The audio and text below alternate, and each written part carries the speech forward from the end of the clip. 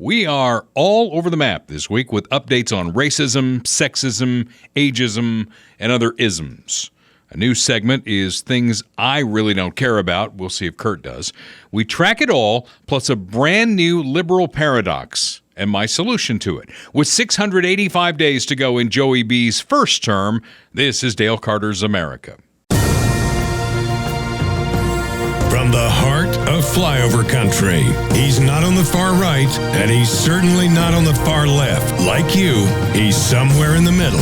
This is Dale Carter's America. And before we get into the nitty-gritty, let's tip of the headphones here to our wonderful sponsors at Dale Carter's America. Bob Watson, State Farm agent for 5 decades, taking care of you. The weather's going to start to get warmer now, and maybe you're going to put that boat in the lake. Does it have the right insurance? Do you need a quote? Call my friend Bob Watson. He's been covering us for nearly 30 years at Casa Del Carter. He's at 7th and Main in Blue Springs, 816-229-7878. Auto, home, life, commercial insurance. He can take care of your business. And again, licensed in both Missouri and Kansas, so don't let the Blue Springs address throw you. He has a full staff there, and they are ready to deal with any concern that you have. So thanks, Bob, for being part of Dale Carter's America. Royal Roofing and Solar. Boy, it's going to be a rainy week this week in the Kansas City area. How's that roof holding up? The roof is the most important thing in your house, really. I mean, that's the shelter. That's what keeps you dry. And it could also heat and cool your home if you go the solar route. Royal Roofing and Solar can get you updated on all those things. Definitely take care of your roof like they took care of mine. And if your house is situated perfectly for it, solar might be an option. And Austin and his team there, they'll come down and they'll talk to you. They'll lay it out for you in perfect English and no pressure at all. They're just some good folks down in Cass County who've been around for a very long time. 816-540-7057. Austin Watterson wanted me to pass on to you that there are tax credits and grants available for small rural business and ag producers. If you fall into that category, make sure you're getting what you deserve. Funhouse Pizza. We got to schedule our next little field trip, Kurt. Yeah, we do. We do. I was thinking when it got a little warmer, maybe in April, we could go to the Funhouse Pizza in Lee's Summit. Yeah, that sounds good. Some folks have been asking me about it, and Jim Dingman has been with us for a year now. Funhouse Pizza, 50 Highway in Lee's Summit, 7 Highway in Blue Springs. Great place to host your gathering. Maybe you're going to have a birthday party for somebody. Pizza is always great, and they've got cold drinks as well, and a lot of fun games too. And Jim was hitting me up. He's like, man, I got all these tickets and all that, and I'm going to put them up for grabs. He's always got contesting going on at Funhouse Pizza. So check it out, 50 Highway Lee's Summit, 7 Highway in Blue Springs. Plus, he might hire your kid too, right? Yeah, absolutely. One more thing here. Mark Taormina, who is with us from Midwest GI Health in Lee's Summit. We're not making a joke here. As the president would say, it's not a joke. It's not a joke. Not a joke. That colorectal cancer will kill you. And there's a new study out. I saw this last week. March is Colorectal or Colon Cancer Awareness Month. And it's creeping down younger and younger. Used to be a hard age of 50, but now they've dropped that to 45 to get your colonoscopy. And the story that I'm seeing here from Harrisburg, Pennsylvania, says they've seen a 29-year-old die of colon cancer. And it is so avoidable. It's something that they can screen for and save your life. And Dr. Mark Taormina and Midwest GI Health in Lee's Summit, they've got all the services under one roof and a great staff of doctors. Google rating 4.9 out of 5 stars. Get with them and get screened. Midwest GI Health and Wellness in Lee's Summit, 816-836-2200. They are online at midwestgihealth.com. Good folks there. We've got great sponsors here for Dale Carter's America. As we jump into all this, first of all, I want to thank any of you who are in our audience on the podcast who jumped in and helped us with St. Jude Children's Research Hospital 2-day radiothon on KFKF and Q104. We raised nearly $305,000 for the kids at St. Jude Childhood Cancer. And we thank you so much for stepping up there if you did. And if not, we'll do it the first probably Thursday and Friday of March of next year. So I ran into somebody at Slim for Life, one of my clients, Kurt, that I've gone to for 20 years. And we were at the door at the same time when it opened on Saturday morning. She goes, "Whoa, thanks for making me cry." And then she talked about how, she has a lot of student debt. And so when I get that retired, I want to jump in and be a partner in hope. What I should have told her was, there's still a chance that her student loan could be forgiven. Right? Yeah, right. They're arguing about it at the Supreme Court right now. Joey B's $400 billion student loan giveaway, and it's at the Supreme Court, where with the First Amendment, you can pretty much say anything. And Randy Weingarten, who is one of our favorite punching bags here at Dale Carter's America, I want you to listen to this clip, and then I want you to think, is she married? I wonder, what her husband thinks, right? This is somebody who lives with somebody. Everybody loves somebody sometime, is the words of the old Dean Martin song. And so somebody loves Randy Weingarten. Can you imagine getting into an argument with her? Roll the clip. And frankly, and this is what really pisses me off, during the pandemic, we understood that small businesses were hurting. And we helped them. And it didn't go to the Supreme Court to challenge it. Big businesses were hurting, and we helped them, and it didn't go to the Supreme Court to challenge it. All of a sudden, when it's about our students, they challenge it, the corporations challenge it, the student loan lenders challenge it. That is not right, that is not fair, and that is what we are fighting as well when we say cancel student debt. What I'm thinking about is her poor husband, right? Yeah. You know what pisses me off? You left your underwear on the floor. You left your socks on the floor. You left the toilet seat up. Literally exactly like that. Oh, man. Okay. But with the bounce, too, like, you left the toilet seat. You left your socks on the floor. You didn't take the trash out. My wife's not like that. Is yours? No, of Oh, course that's not. good. Then we married well. Okay, so obviously there's a difference here, and the difference would be that we shut the economy down, right? We told people not to go to work. We gave them free money that they printed in the basement at the White House. All that free money that went out, which is really the cause of all the inflation that we have right now. So we shut down all those businesses. I hate it when people compare this to the PPP loans that went out, right? Because I know people who got them. They got them with the understanding of we're giving you this bridge here, and if you don't lay off all of your people here, there's a chance that you might be able to keep that money. That is so different from student loan debt. Basically, you've made the decision that you want to go to X university, so you have put your name on the dotted line that you're going to take out a loan and you're going to pay it back. Nobody forced you to go to that university, right? And what about a trade school? Okay, yeah. What about the guy who decided he wanted to be a plumber and he became an apprentice and he bought all these tools over there? Are we going to forgive that? Yeah, I mean, what you said is nobody. The crux of the issue, nobody forces you to go to college or take on student loan debt, but our entire economy was forced to shut down under COVID, you know, so something had to be done about that. Of course, I mean, there's all kinds of corruption there too, which is a different issue, but still. Yeah. Not the same. Thank God Merrick Garland is not a member of the Supreme Court. I mean, they tried to get that done, but thank God that did not happen. Because right now he's just the Attorney General, and that can be remedied with a 2024 election.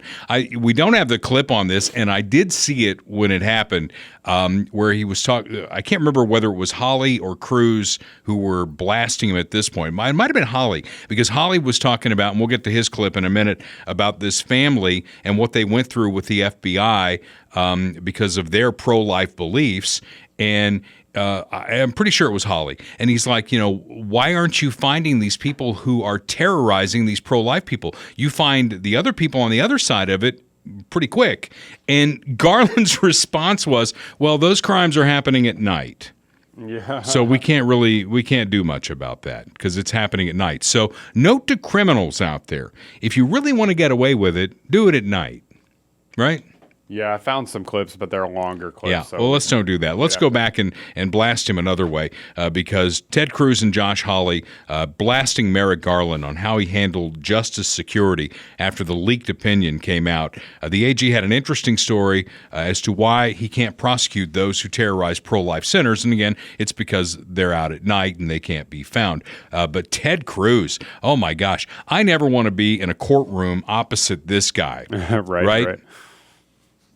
Let's check it out. No Attorney General in the history of the department had ever done before. For the first time in history, I ordered United States Marshals 24/7 to defend every residence of every justice. Well, Garland, as a judge, you're familiar with asking counsel to answer a question. I am answering. Has the Department of Justice enforced this statute? Have you brought a single case against any of these protesters threatening the justices under 18 U.S.C. Section 1507? Have you brought even one? Senator, you asked me whether I sat on my hands, and quite the opposite. I sent 70 United States Marshals. Let me try again. To defend. And has the Department of Justice brought even a single case under this statute? It's a yes/no question. It's not a give a speech on the other things you did. The job of the United States Marshals is to defend the lives So of the answer is no. Is to defend the lives of the justices, and that's their number one priority. They have. Why are you unwilling to say no? The answer is no. You know it's no. I know it's no. Everyone in this hearing room knows it's no.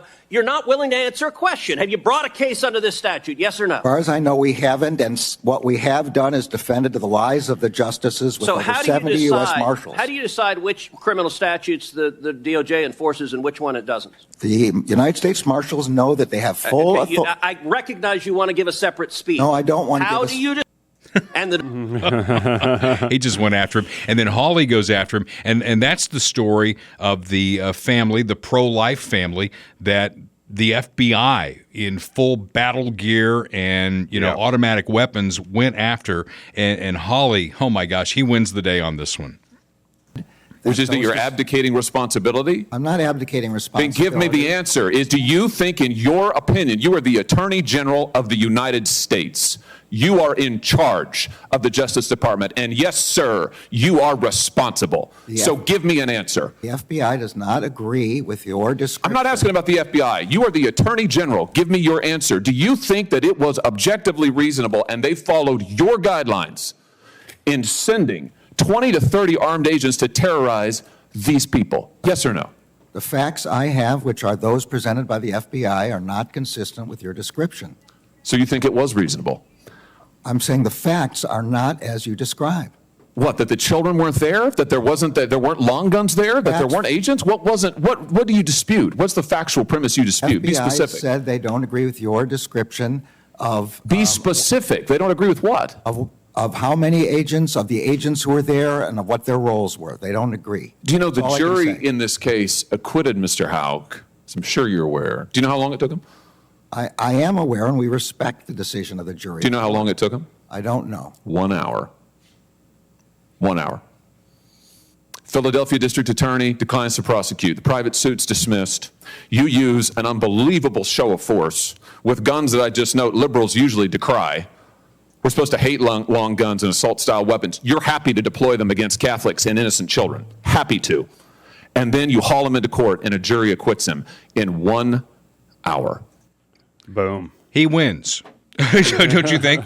I mean, that's our senator in Missouri, Josh Hawley, doing a good job because, you got to hold these people's feet to the fire. And to his point, he's right. Liberals are decrying guns, unless, of course, it's the FBI, right, walking into your house and aiming all these guns at you. Yeah. And the point that Cruz was making was about, I mean, they're kind of related issues, but he was making the point about, the justices being threatened after the leak of the Supreme Court decision. And he was trying to ask AG Garland if he had prosecuted any of the people making the threats, which he didn't. And he repeatedly refused to answer the question. He tries to say he sent people to protect them and stuff like that, but he didn't prosecute anyone who actually came out with these violent threats, which is kind of interesting. Well, they are prosecuting the guy who went with a gun and breaking in tools for Brett Kavanaugh, but really they didn't have any choice on that. Right. But to your point, anyone who tries to intimidate a judge or a member of a jury is subject to criminal penalty. Yeah. And look at their houses. I mean, there were like mobs outside their houses, Yeah. their churches, where their kids went to school. I mean, it was just shameful. And he did nothing. Yep. He sent some marshals, Yep. and he didn't prosecute any under that statute, as Senator Cruz points out. Okay, we switch gears. This is a Pennsylvania school district. Now, a quick story on math, all right? You know I'm not a math major, right? Yes. Math is not my strong suit, and I've always owned that. And it almost cost me my college degree. Have I told you this story? No. Okay. So I'm in college at University of Southern Indiana, and I have to have 10 hours of math and science, even though I'm a political science major, which is total bullshit, right? Because political science, it's like, give us something on Socrates or, something like that, Plato, and then you write like 5 pages of bullshit. I can do that. Yeah, But I was always a good bullshitter too. specific math problems, I just can't do it. But I think I could do it in Pennsylvania, because Pennsylvania in this school district wants to teach feelings in math. Feelings in math. Not necessarily, algebraic formulas and things like that, but feelings in math. I think I could do well in that class. Yeah, maybe you would have passed. I did get, the moral of the story is I took first semester and it was 2 + 2 is 4. Okay. Mm-hmm. It was basic elementary math 1. And in basic elementary math 1, you had a group of young ladies who wanted to be elementary school teachers. And in the back row was the basketball team at the University of Southern Indiana and me. Okay. And it was taught by the cross country coach who had kind of a sense of humor about all this. And I got an A. It's the only A I've ever gotten in a math class. Second semester, it's taught by a high school teacher who was doing it at night, and he had no sense of humor. And, it got into geometry and stuff like that I never grasped. And I got a D+. I think he felt sorry for me, and he wanted to make sure I graduated and did not come back into his class. So I gave me a D+, and I did graduate, even though I still don't know a whole lot about math. So, but again, he didn't ask me what my feelings were. Yeah, maybe if you went back and redid it now, things would be different. Let's check it out. Pennsylvania School District is considering a proposal to add feelings to math class. The lessons for kindergartners, it's for kindergartners through 5th grade, and it would include social emotional learning elements. But with our children already ranking low in math proficiency, is this really going to help them get ahead? Jeannie Ewing is a member of the Littlestown, Pennsylvania School Board, and she joins us now. Good morning, Jeannie. Good morning. How are you? I'm doing well. So you're against this. Will it pass? Well, first let me say that I don't represent the whole school board. Okay. And when I was elected, because I'm an elected official, I was sworn in, because we're a Constitution Republic, that I would uphold the Constitution and put our children first. So when I am presented with something, I do my due diligence and I look into it. And when we first were shown this program, I saw that it had social emotional learning. And my first thought is, what do feelings have to do with math? So that's where it all began. Well, those are our thoughts too. There you go. Yeah. So one of the things I always thought I would be really good at, because I've had like 10 therapists in my life, between marriage counselors and just flat out therapists, I always thought I could be a good one. Because, you talk about feelings. If you were going to be in a therapy situation, have you ever been in one? When I was a kid, like a couple times, Yeah. but not since then. So here's how it works. You ask a question, and then you answer. And then I, as the therapist, say, and how does that make you feel? Right. And then I ask you another question, Kurt. And then I say, and how does that make you feel? And then I ask you probably a third question, and it's like, and how does that make you feel? And then after you've answered those 3 questions, I say, I think our time is about up for this week. Would you like to make another appointment? That'll be $500. Exactly. I think I would be great at it. Yeah, maybe you would. Maybe you would. All right. Well, maybe that'll be another career down the road there. We'll have to do a mock therapy session on Dale Carter's America. So I think we should. test it out. How does Randy Weingarten feel about that? Does she think that there ought to be feelings taught in math because she knows everything? I don't know. Okay. So as we move on, we switch gears one more time. And Joey B's getting a lot of slings and arrows about this. I guess Marjorie Taylor Greene, you know, she's one of your favorite people in Congress. I know that, right? She's pretty cool. Yeah. Okay. So she went after Joe Biden about a fentanyl overdose, and I guess the child died, and this is how President Biden handled it. She was very specific recently, saying that a poor mother who lost 2 kids to fentanyl, that I killed her sons. Well, the interesting thing is that fentanyl they took came during the last administration. See, okay, so there's a couple of things here. First of all, he's blaming Trump, and probably in a legal sense, if it came across during Trump's presidency, it is his fault. What are you doing about the fentanyl flood that's coming over the border? And second, is there anything funny about kids dying from fentanyl?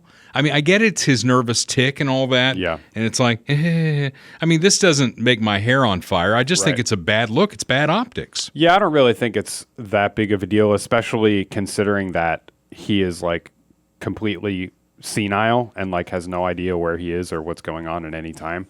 I mean, it's just like every time I see him speak, I mean, just look at him. He looks like a freaking like skeleton, man. He just looks like not healthy. 685 more days to go in the first term, and he will serve them all. I don't care if it's got to be weekend at Biden's house. I mean, they need to prop him up or whatever, because this is what people voted for, and you need to live every stinking day of this. Yeah. And, you know, Democrats are confused by him. Nancy Pelosi was confused by him. We've talked a little bit about the DC crime bill. The city council passed this bill that basically takes felonies and turns them into misdemeanors. And really, if you want to commit a crime under this law, this is the place you ought to do it. The mayor of D.C., who's very liberal, vetoed it. The city council overrode the veto.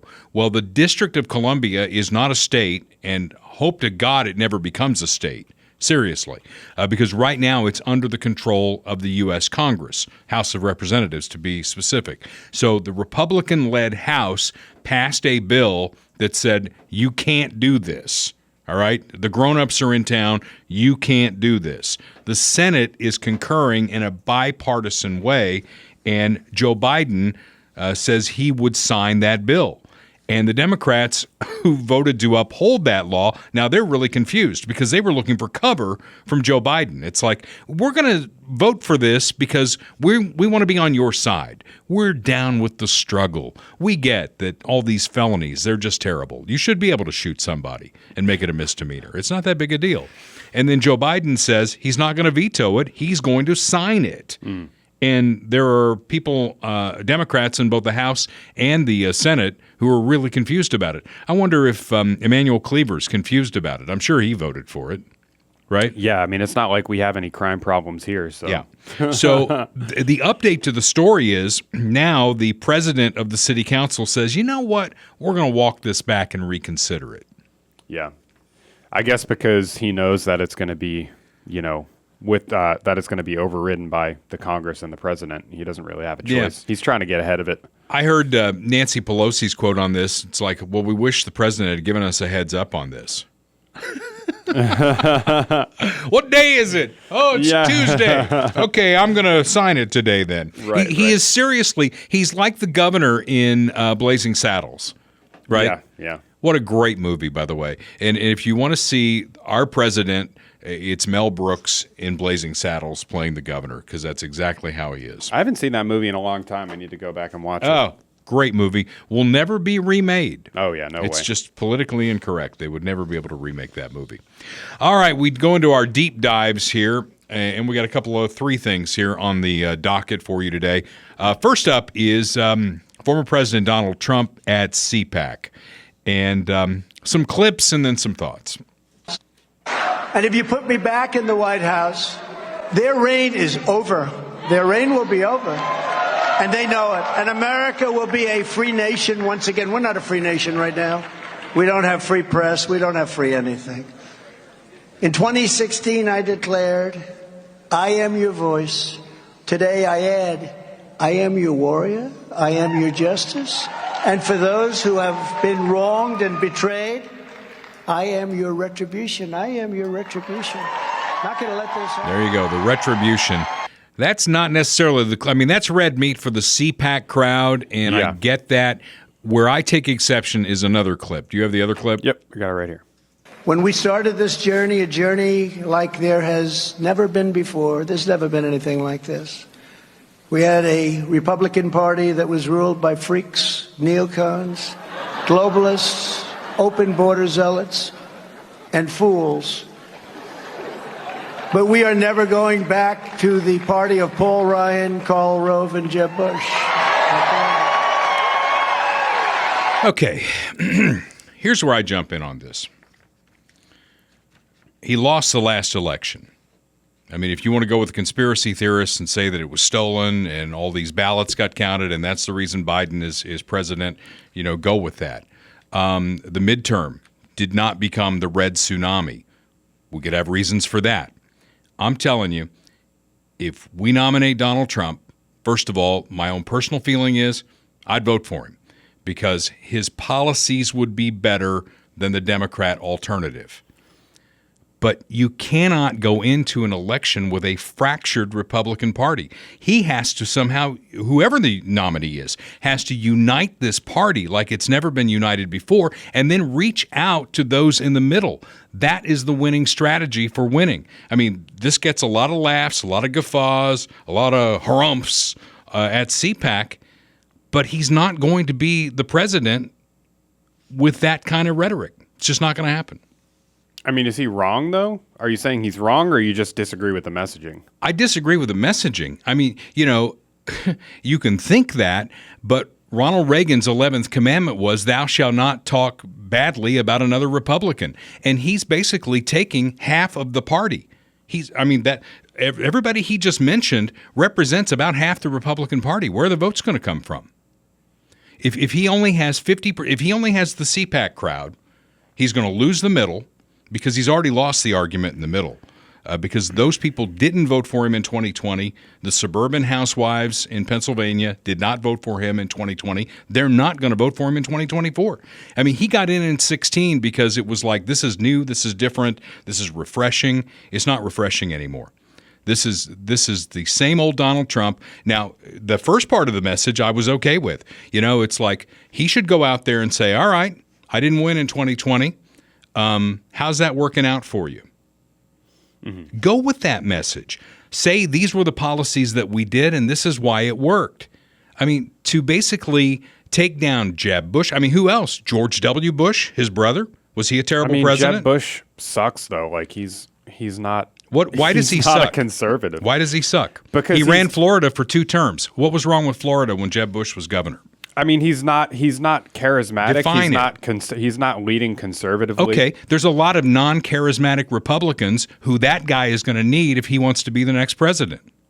Right, but I mean, in a lot of ways, this is the same message that he's been, that he had in 2016, and exactly, and he won in 2016. Right, because he was refreshing and new. This is not refreshing and new.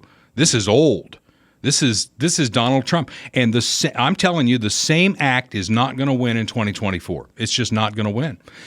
It's like, okay, I don't want any of you Republicans to vote for me. I just want the CPAC Republicans to vote for me. How many states does he win?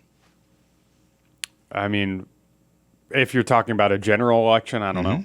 I don't know. But I mean, it's all speculation at this point. I mean, it's hard to say, but I do think that message resonates with a lot of people, and the Republican Party is broken. I mean, the Republican Party, and this is my problem with it, and even with CPAC, we've had CPAC going on for all these years now, and everyone gets up on stage, Trump included, and they say, rah, rah, we're going to make America conservative again, and we're going to drain the swamp, and everyone gets up and cheers and then throws their money, into the Republican establishment, pool, and then nothing changes and we just keep losing. So that's the part that I care about. I care about winning. I care about, not who is going to be president, whether it's going to be Trump or DeSantis or whoever else. I care about actually making gains in politics and making gains in the culture. And that just hasn't been happening. I mean, Trump is the best example we've had in recent memory, but even he says he's going to destroy the deep state and all that. I mean, he didn't really do that when he was president. He had did 4 a lot years. of great things. He didn't do it. He didn't really do that as president. So we'll see. I mean, I don't know. And when you govern, Kurt, you've got to have some sort of coalition to get anything done.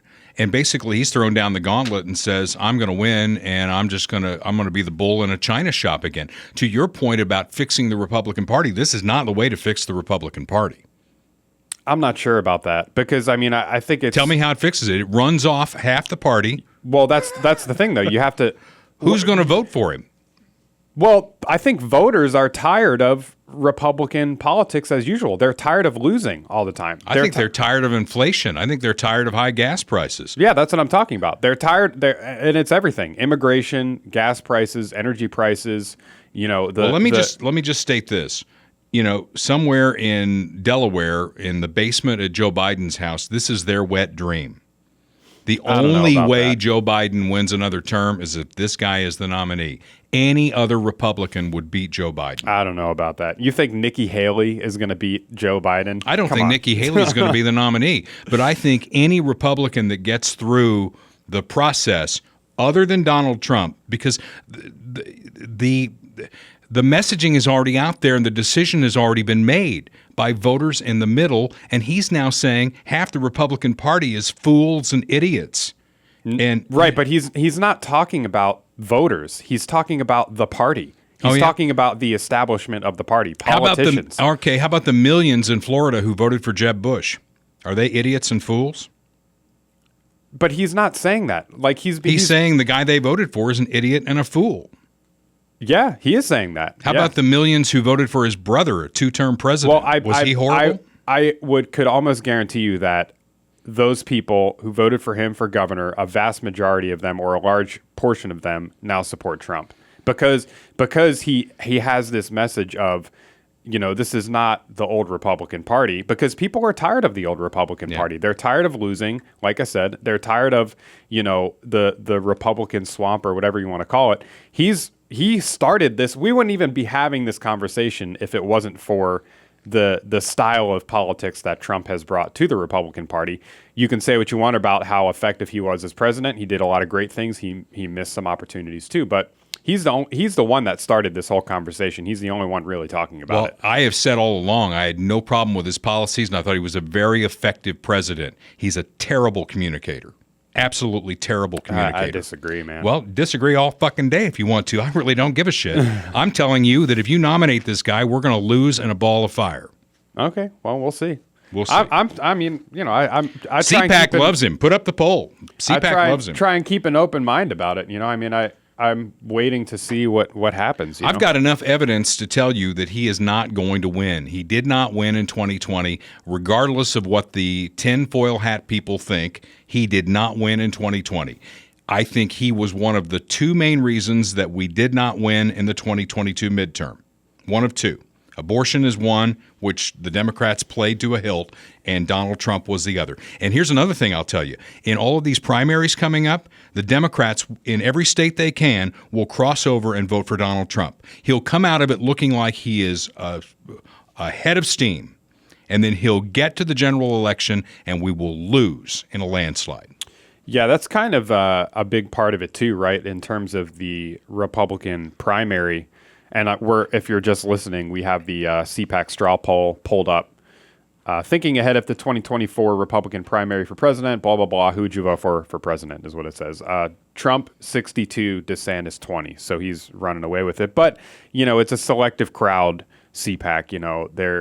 And DeSantis didn't go to CPAC. He didn't speak at CPAC. So it's a little bit skewed in that sense. Right. But, in terms of the primary, I think it's going to depend a lot, too, on like how many people run and how many people are viable candidates. Because if it's like 2016, how he really won the primary in 2016 is because there were so many people running, he was able to maintain that base of, say, 30, 35% throughout the entire process. Right. And that was the plurality that he needed in order to get the nomination.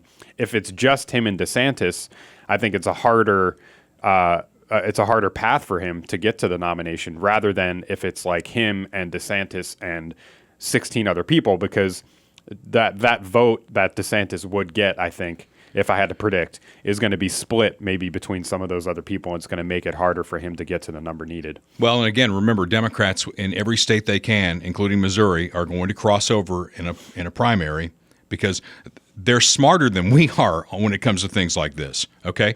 They're going to settle on Joe Biden, come hell or high water. He's going to be their nominee. I don't think anybody else is going to be able to get in. So if he's their nominee and it comes to primary day in those states, they're going to cross over and they're going to vote for Donald Trump. Maybe. I don't know. We'll see. Yeah. All right, let's move on to isms, because I think we have more common ground in isms. And one of the biggies is equity versus equality. And I, first of all, I didn't used to like Bill Maher. I like him more and more. And I think he's a guy that I could sit down and have a reasonable conversation with.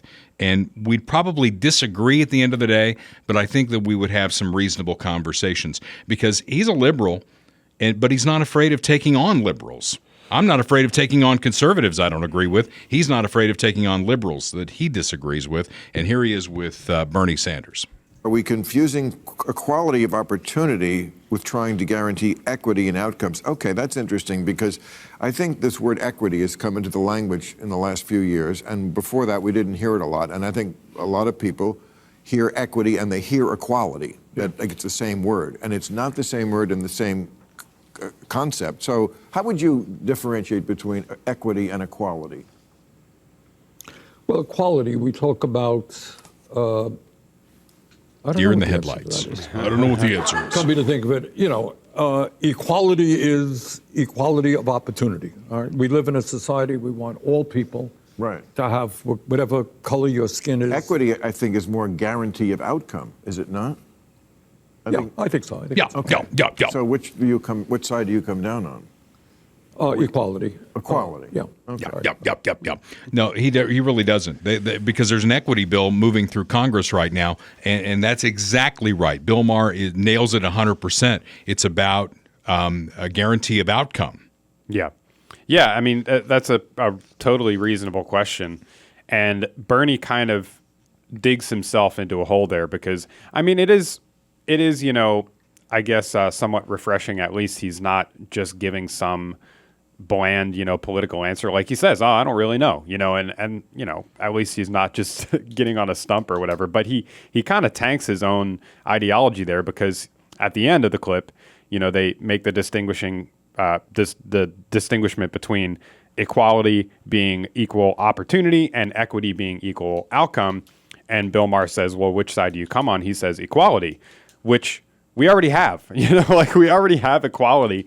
So all of these things that he's talking about, the isms, as you say, it's a moot point because it's, everyone has the same opportunity in this country. And I think everyone knows that. And the left is going after equity. That's why we have these race-based programs, affirmative action, feminism just totally getting out of control. It's because people want equal outcome. That's why we talk about the gender wage gap.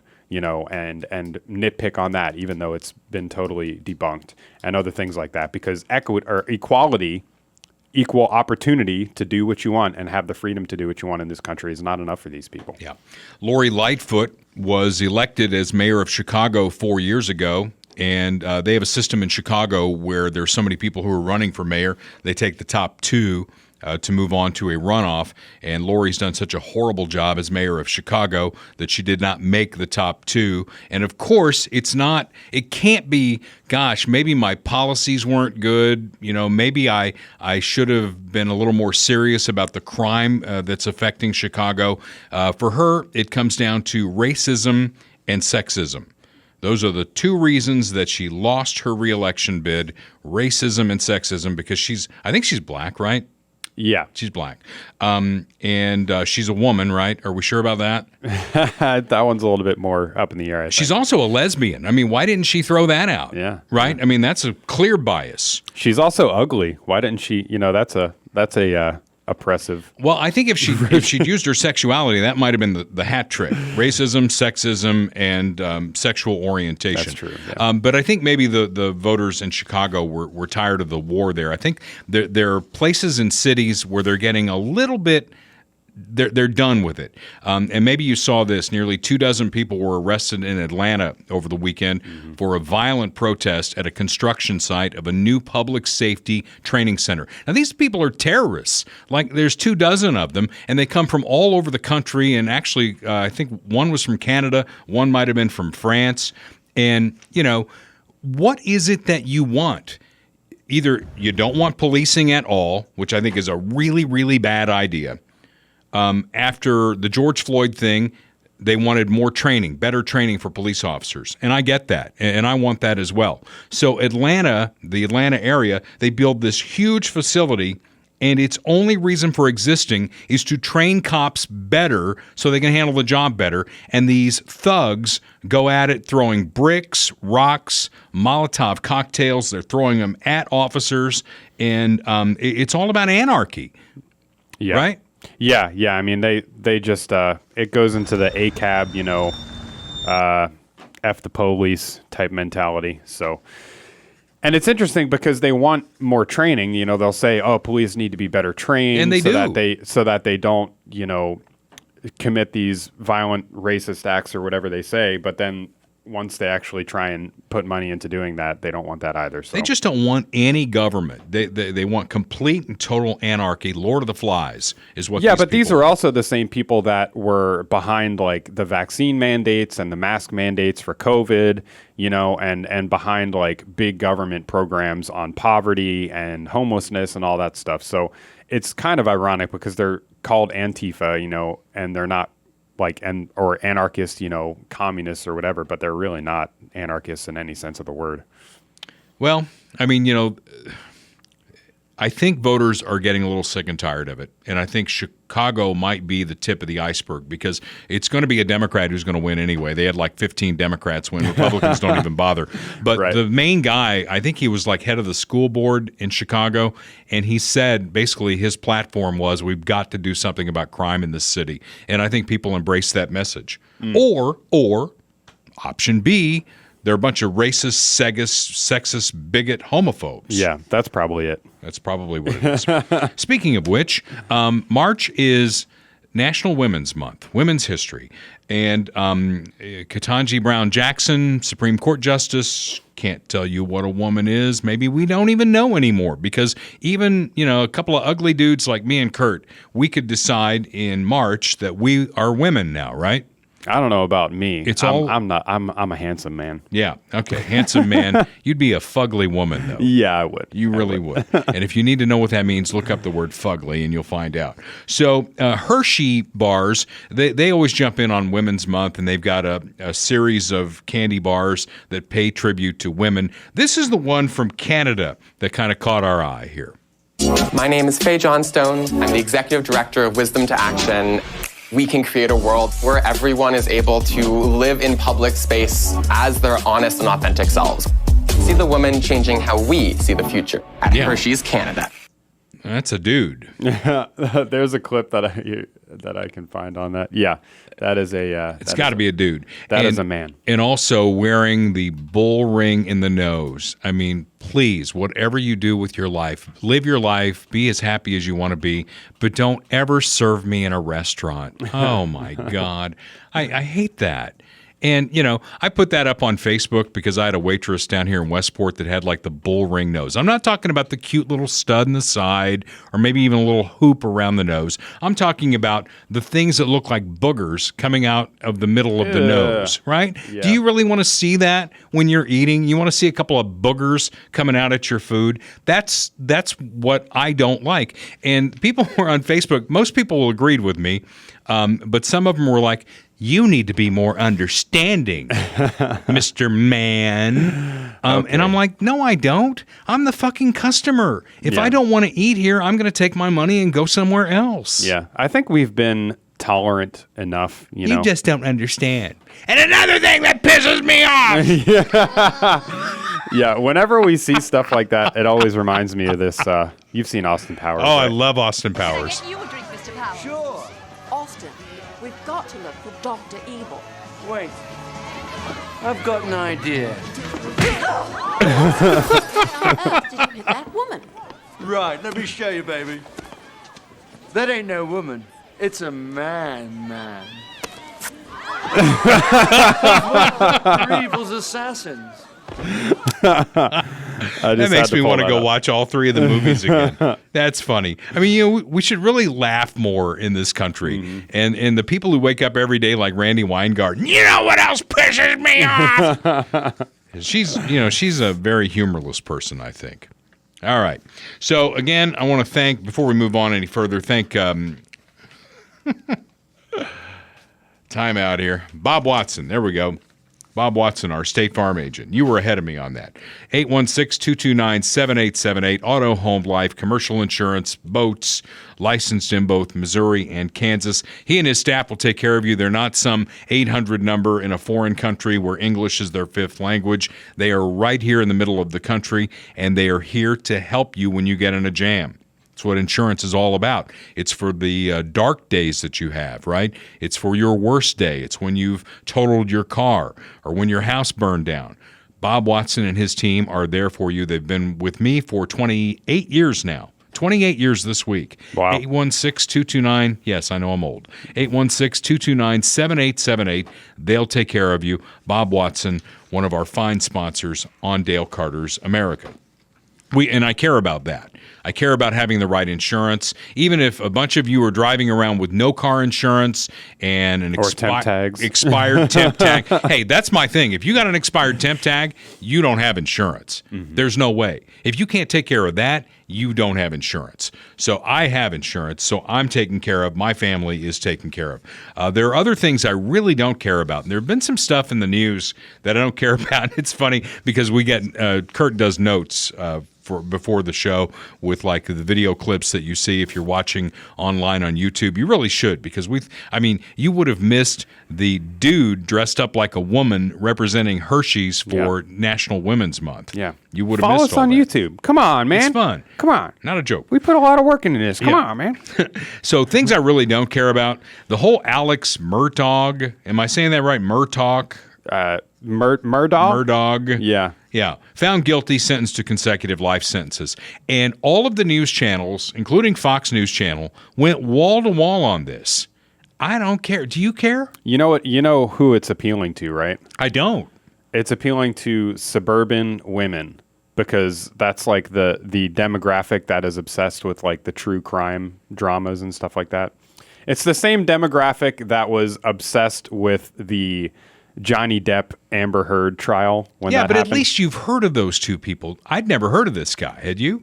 No, not at all. So, but like, it's the same thing though, because it's spicy. Ooh, it's true crime. We're gonna turn on Court TV and sip our Chardonnay and watch this. Well, and certainly it brought Nancy Grace back to the front, which who didn't miss Nancy Grace? Me, for one. I didn't really care. But my point on, the Johnny Depp thing, and then you could throw the O.J. Simpson thing in there, those took on a life of their own because they were celebrities that people had seen in movies or watched play football, things like that. And, my wife is glued to, you talk about IDTV. Yeah. I sleep with one eye open because she watches every one of those shows. Mm. So why not any of those? Why did they settle on this one guy and make him a national, wall-to-wall news guy? Couldn't tell you. I couldn't either. That's the thing. I don't care. Okay. Something else I don't care about that they were making a big deal about last week. Joey B. and his lovely wife, Dr. Jill Biden, went out to an Italian restaurant, and they both ordered the same thing. And I couldn't believe what I was hearing, from conservative media or liberal media. They were all over it. It's like, I can't believe they ordered the same thing. I've ordered the same thing as my wife before. Have you? So dumb. What is the deal? I don't know. Who cares? Waste of time. All right. So this is going to be a quick segment. Yeah. Next thing I don't care about, unisex bathrooms at the new KCI. You know, and I had a friend, and I called him on Facebook one of my left of center friends, which he took offense to, by the way. And he's like, I'm not left of center. I'm a communist. Yeah, How no. dare you? It's like, all of them who I say are a little left of center will say, I'm fiscally conservative and socially aware. That's the old thing, right? I will not name names, but I think I pissed off somebody that we work with like a couple months ago because we were all out for drinks. And I was trying not to get involved in the conversation, but he was like, oh, well, I'm fiscally conservative and socially liberal. And I was like, so you're a liberal. And he did not like that. Well, I guess I'm socially liberal to the point of I really don't care what you do in your bedroom. You know, I've always believed that your rights end where mine begin. So do whatever you want to do. You've got freedom. You've got equality in this country. But when you start trying to jam it down my throat, that's where I say that's a foul. So unisex bathrooms of the new KCI. You know why I really don't care about this? I guess this guy gets off the plane, and I haven't been there yet. I'm going next week. That when you get off the plane, there's this huge bathroom area, and they are closed off stalls, right? Mm-hmm. And then you all share the same sink. A guy will pee anywhere. Yeah. Yeah. A guy will crap anywhere. Yeah. The ones I feel sorry for are the legitimate women. Yeah. Because no woman wants to pee next to a guy. No woman wants to crap next to a guy. Yeah. And can you imagine being in the stall next door? Hey, you got some toilet paper over there I can use? I just, and then there's also the safety issue. One of my friends pointed out, how long will it be before some deranged dude grabs a woman, takes her into the stall, and locks the door? I don't know. I mean, for all we know, it's already happened. I mean, it has already happened in schools and things like that. Yeah. There's already been cases of sexual assault and rape in schools with I don't care, transgender people. I'm going to go into the unisex bathroom, and what I understand is the stalls are floor to ceiling, so there's no peeking underneath, dropping a quarter, seeing what you can see on the other side. So there will be none of that. But I want to pee next to a woman. Doesn't that sound like fun?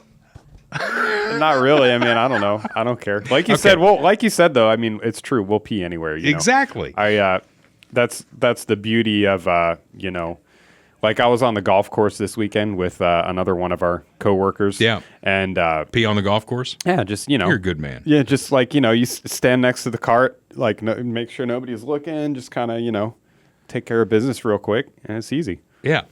And actually, we could go even further than the unisex bathrooms. I really don't care about the new KCI. Man, you talk about wall-to-wall coverage. The day that thing opened, I mean, all of the local television stations broke in with live coverage of the first plane landing at the new KCI. Well, first of all, they're the same old runways. Right. Right? They're the old runways. All they did was take away the three terminal concept where they were semicircles. And pre-9/11, Kansas City had one of the best forward-thinking airports in the country because you get off the plane and you were at the street. Right. Boom, boom. Right. And now we've got an airport just like everybody else does where you got to walk a mile to get anywhere. And it's got more restaurant choices. Whoop-de-doo. Yeah. And so I'll let you know what I think when I come back. Yeah, I'm curious. I haven't been there yet either, and I'm not going to be until May. Yeah. So, we'll see. I mean, I think it was a net positive, probably. I mean, Probably so, but who needs wall-to-wall coverage on it? Yeah, and I kind of still, I don't know how I feel about it because it costs a lot of money, obviously. But, hopefully it'll bring in more travel to Kansas City and more tourism and things like that. But we'll see. I don't know. One of the things I was really behind on the Regional Rail Coalition back in the day was building, and I worked with a Democrat on this, Mike Sanders, who was the Jackson County executive at the time. He had a dream of using existing rail traffic, not building new rail traffic, but using existing rail traffic to basically have a regional rail system commuter rail that would take you, and you've lived in big cities, you know what I'm Yeah. talking about here. Yeah. Basically, get on a train at KCI Right. and take you into downtown. Yeah. Our airport is out in the middle of nowhere. Right. You want something that's going to increase convention business, build more hotels, which they've done downtown, and then have a better transportation system to get them from the airport to downtown. But that went down in a ball of flame. Yeah, I feel like Kansas City is just under that threshold, right, of like the size a city usually gets to have a regional rail system. Like St. Louis has one, but Right. St. Louis is a little bit bigger than Kansas It is City. bigger, but the example I would use is Charlotte. Charlotte's about the same size as Kansas City. Oh, and they have regional and rail? they have regional rail. Oh, I didn't know that. Yeah. So Kansas City, in case you're looking for a factoid to impress friends at a party with, has the most freeways per capita of any city in America. Yep. And people just don't want to give up their cars. So we're not going to have a regional rail system anytime soon. Maybe we'll get one eventually. But hey, we got a new airport. So go out there and have dinner at the airport. Maybe that'll make you feel better. I personally don't care. Okay, the liberal paradox we teased at the open of this. There's a new liberal paradox. Wind farm construction is killing whales. Wind farm construction is killing the whales, killing other animals too.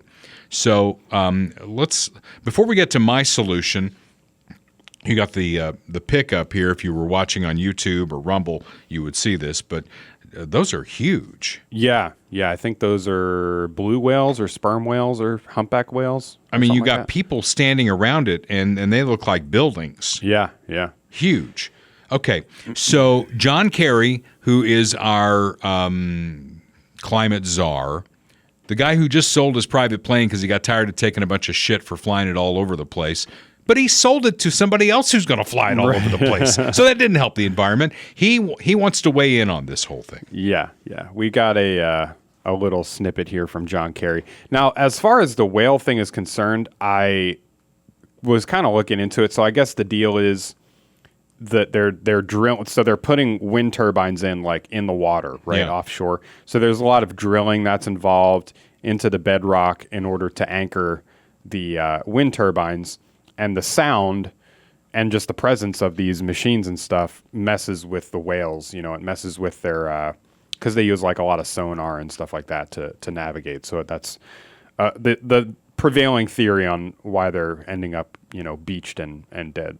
And so John Kerry was asked about that. He said, when you talk about wildlife, the creatures below sea and creatures above the sea, can a bird wind up becoming the victim of that blade? Yes, I think we know that can happen. But on the other hand, birds are also highly receptive in flight, and their radar is significantly capable of shying away from both noise as well as visual. Look at the average highway in any country in the world.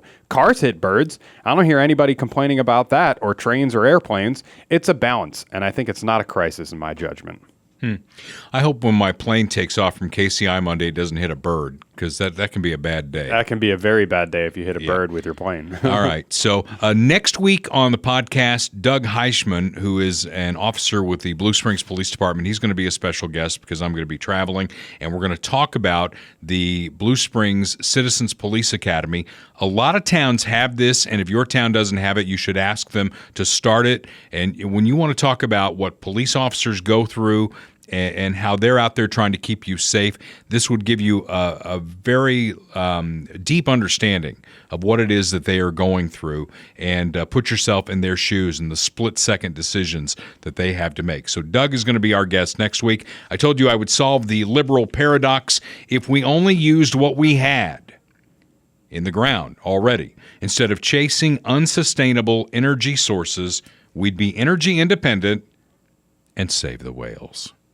Don't we want to save the whales? Oh, Don't you care more about the than whales? anything. More than anything. I love whales. Star Trek IV, The Voyage Home. You I should remember watch that movie. I've seen it. It's all about the whales. It's all about going into the future to save whales, because we needed whales in the 24th century and we didn't have them because you were putting up all these goddamn wind farms and you were killing all the whales. You killed all the whales. So Captain Kirk and Spock had to go back in time and get some to repopulate the species. And with that, this is Dale Carter's America. The views expressed on Dale Carter's America are Dale's and Kurt Wheeler's. They do not necessarily reflect the views of KFKF or Steel City Media. Comments can be sent to DaleCartersAmerica@gmail.com. Check back for weekly episodes. Subscribe, spread the word, and give us a 5-star review. Thanks for being a part of Dale Carter's America.